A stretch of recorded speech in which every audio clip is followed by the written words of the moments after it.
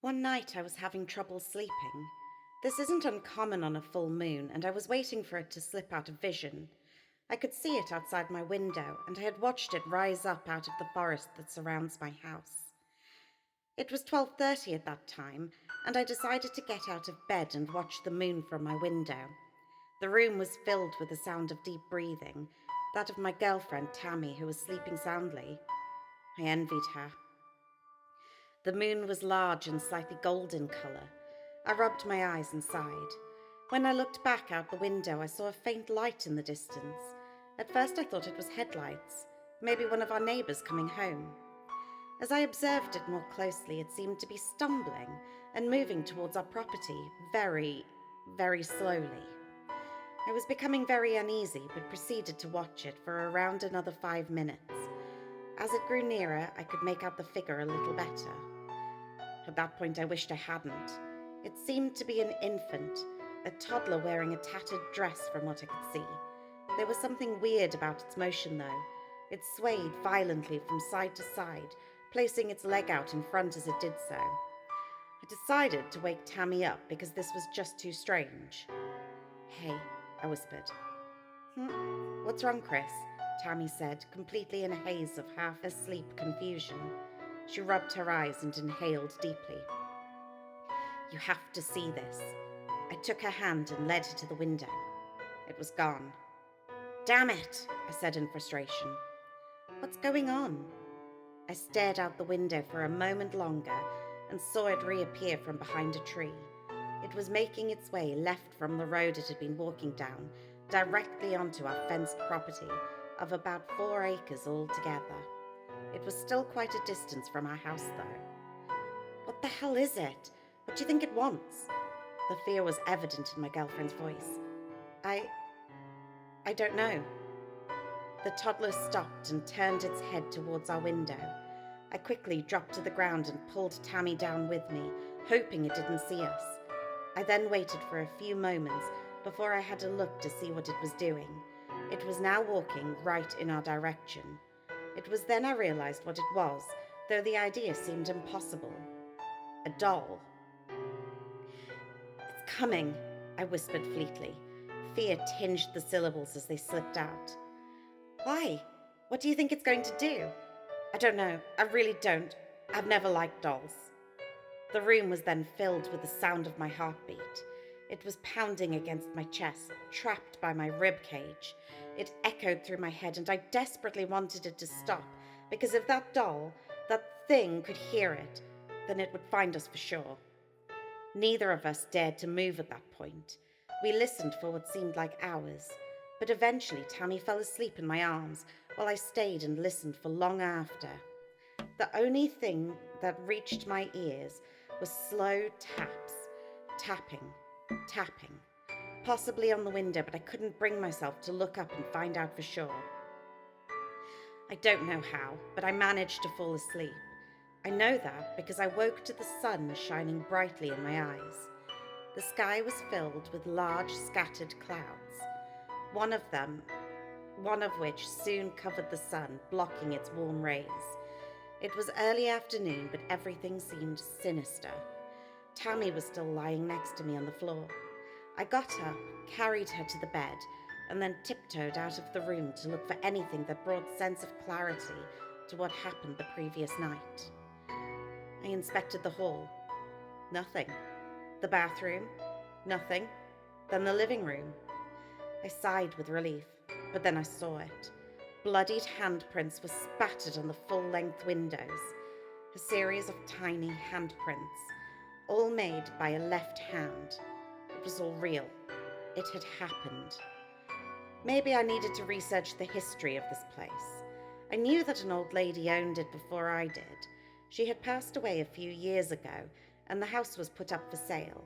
I knew there was an old box of books of hers in the basement. I had never went through them because I didn't think it was right. But then, in that moment, I needed to know what the hell was going on. "Morning. Are you okay?"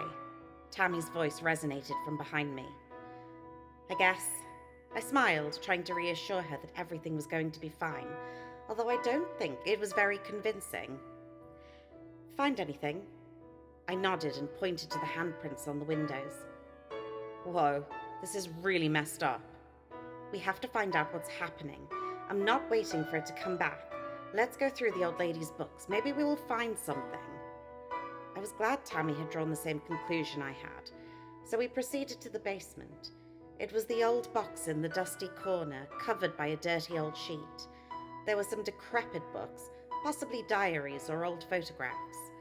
Tammy picked up the book and, discovering it was the latter, started flipping through them. I picked up another strange book. It was not a diary. Instead, it seemed to contain incantations and things of the occult.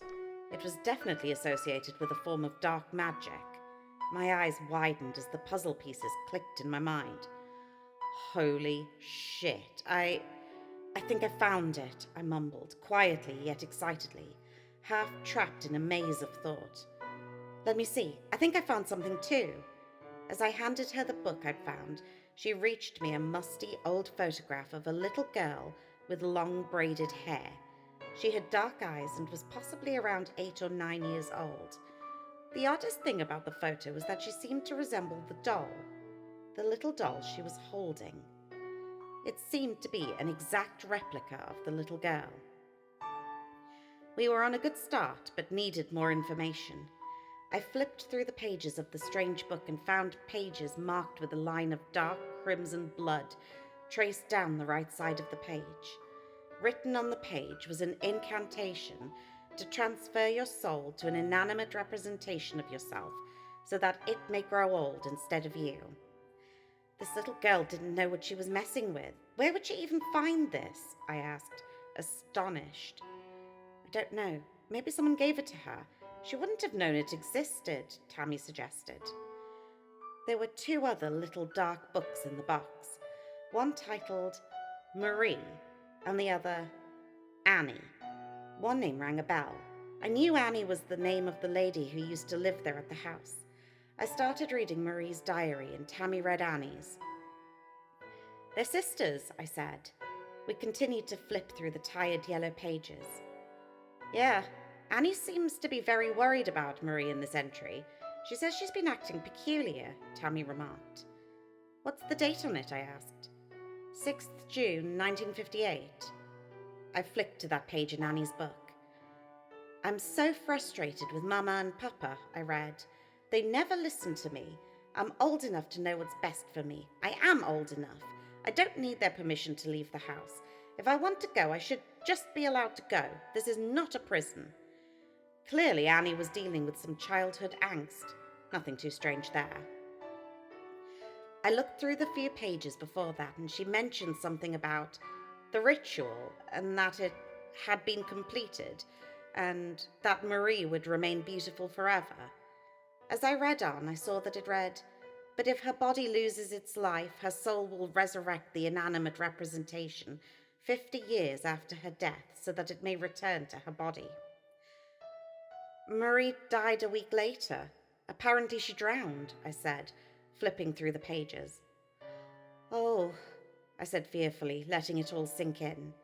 Tammy reached for the diary to read the entries with her own eyes. So the doll is Marie, and it was returning to the body, Tammy theorized. So, wait, she must be buried here somewhere. Then what happened after she finds the body? I said, as I quickly skimmed through the lines on marked page. I found instructions to the ritual and read them aloud. The resurrection charm is to be placed on the body's chest. Draw blood from a living person unwillingly. Let it spill onto paper or wood, engraved with the name, age, and death date of the body. It must then be burned, and the ashes sprinkled in a circle around the corpse. I drew in a breath. Once this has been done, a nail must be driven into the heart of the representation to allow the soul to escape. The soul is then free to return to the body, but if it gets lost or does not wish to return to the body, then it is doomed to wander the earth forever. Is that the only way her soul can be connected to her body once more? Tammy inquired, clearly shaky from the news she'd learned. There is another way, I mentioned, but it's very risky. If you choose to resurrect the body before the soul is back inside it, this option recommended if you have performed the soul exchange and your body has died, the living corpse will most likely destroy you. If it does, the body will destroy itself also. To do this, instead of driving a nail through the heart of the representation, you must offer a part of yourself and nail it to a tree with the resurrection charm symbol carved on it. The body will rise and may either take the nail and drive it through the heart of the representation, destroy the representation, or run away and kill everyone in sight. I read all we needed to know. I stood up, went up the stairs, and out of the dark, damp basement. Tammy followed me. I wonder if it has the blood, I remarked. Chris, your arm, Tammy cried out in complete shock. I inspected both of my arms, but I couldn't see anything. Then I saw the small bloodstains on my shirt. I lifted up my sleeve to find a rather small but deep cut near my shoulder. That wasn't there last night. She was here. She watched us sleep and...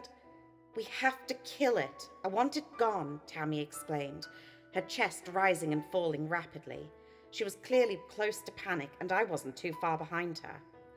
But the more freaked out I became, the more determined I became to kill this thing, to get it out of here. I proceeded into the living room, then went to the front door. I found it to be unlocked. That was how it got in. It was not a human, and I didn't want to think of it as having any human qualities. It was a demon, a monster, a plastic doll, nothing more. I went outside and peered into the woods, taking in every detail. A chilling breeze rushed through the trees and brought with it the smell of burning. It's almost finished. We have to stop it. I ran into the forest against the wind, its cold biting at my face. I turned around to see where Tammy was. She was running behind me with a knife in hand. I brought this, just in case, she said, out of breath from the run. Good. We waited for a while, crouched in the thick forest, listening. An unearthly shriek filled the air and was followed by the sounds of growling, like a deranged animal making mincemeat of its prey. I grabbed Tammy's hand and we paced slowly towards the source of the noise. We got closer and the sound became more distinct. I stepped on a stick and it broke under my foot. I winced. Everything went silent. The noises hushed. But then we heard rustling behind us. A chill prickled up my spine. My head whipped around, but I couldn't see anything. There it was again. The rustling. Only this time to the side of us. It was obviously moving very fast, whatever it was. Tammy raised her knife, ready to defend if we had to. We moved closer to each other, seeking comfort while feeling completely surrounded. All of a sudden, she was ripped from my side. Tammy screamed and the knife flew out of her hands. I turned to see that a creature with long dark hair and abnormally large eyes ripping into my love. It had extremely pale grey skin and thin, bony arms and legs. Around its lips were blue, a feature of suffocation or drowning. It clawed at Tammy's stomach as she flailed and struggled against its unusual power. I quickly grabbed the knife's handle and drove it into the back of the creature. It had no effect. I winced and pulled with all of might and eventually lugged the creature off Tammy, who was now covered in blood, injured badly. The corpse of Marie let out an ear-piercing shriek and clawed viciously at my arms with her bony, decomposed fingers. I pulled out the knife and attempted to decapitate the creature, sawing into its cold, clammy neck. Its claws sunk deep into my flesh, causing blood to flow in streams of bright red down my arm. I finally regained enough strength to drive the knife all the way into its neck and sever the head. Marie's head dropped on the ground with a thud. The body stopped struggling and went limp, twitching slightly in erratic motion. I released it and watched it fall. I rushed over to Tammy, who was growing more and more pale and seemed to be near unconscious. Blood was covering her torso and was still seeping from her deep wounds. She had lost a lot of blood. It's over. It's done. We did it. It's not coming back, I reassured her gently. She nodded weakly, and I inspected her injuries. There were deep scratches on her arms, face, and even worse, on her stomach. She was lucky not to be disemboweled. I looked back over at the body of Marie and saw it was gone, vanished. I looked back at Tammy. She was gone too.